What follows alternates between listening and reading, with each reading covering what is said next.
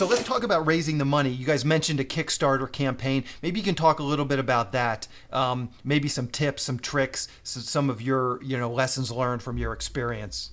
The Kickstarter campaign, we shot a little short film just to prep, just to see if we could do this sort of experiment right before we launched the Kickstarter campaign. So I would say just have a little play around with your filmmaking partner just to see if this style works for you. Then we used that video as our as the footage for our Kickstarter. Never really became a video, yeah.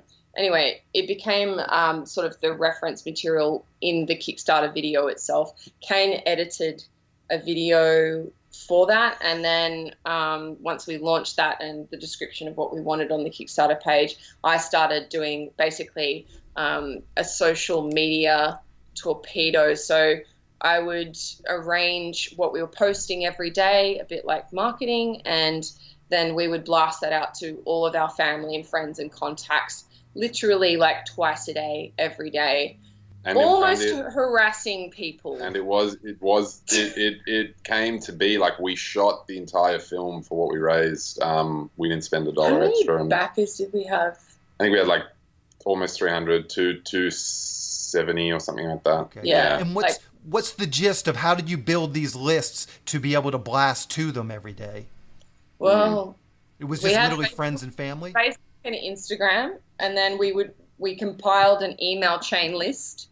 And because we are from two different worlds a little bit in Sydney, and then Catherine, our co-producer, was from Miami but living in LA, we figured out that we had quite a big network of people that we could reach out to, but we were hounding people.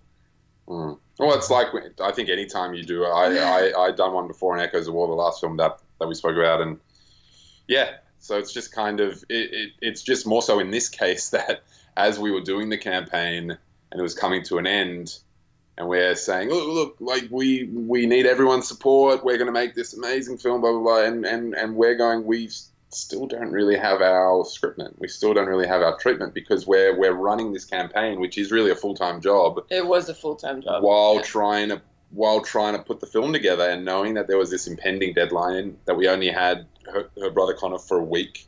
And he's one of the, stars of the film. So there's also this balance between, harassing people and annoying people, and doing that very. I'm sure we did both in equal measure. We never got any complaints, but yeah, there's you have to try and figure out how to get away with it without cutting people off forever. It's not really a complaints-based thing. It's not really like not appreciating your Kickstarter game and your harassment.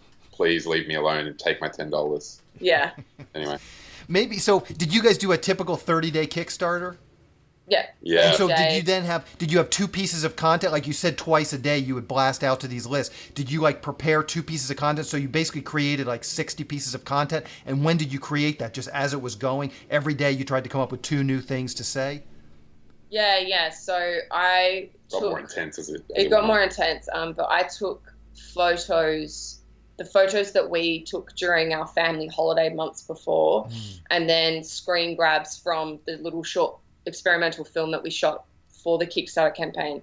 I just took I think there were more than 60 of those and posted them every day. And so every time a backer would back the project, we do a shout out on Instagram, Facebook, and Twitter. So it sort of gave us an excuse to constantly post. Yeah.